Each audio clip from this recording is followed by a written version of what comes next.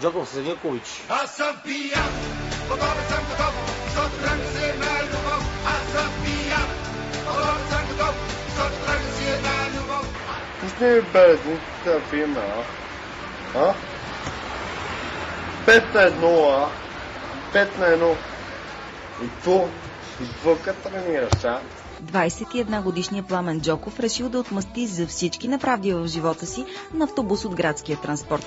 Так му нападнал возилото с ритници, когато към него се приближили полицаи, поискали личните му документи и му направили забележка. Тогава младежа побягнал. Солидното количество алкохол в кръвта му обаче повлияло на спортните му умения и само след няколко крачки Джоков се озовал на асфалта. Секунди след това щракнали и белезниците. Докато пристигне бърза помощ, Джоков спретна истински спектакъл на ченгетата. За какво ме задържахте? Зай така, защото няма друга работа. Тръгвам на дискотека. Не на дискотека, а на парти. Знаеш как се казва това парти? Това парти се казва, отиваш и си влизаш и за цяла нощ. Какво си? Ми половин ракия съм изпил и те хората ми скачат и ми такова и ми агресират. Какво съм ви направил, хора? Ще звънем два телефона, ще ви сбият, бе.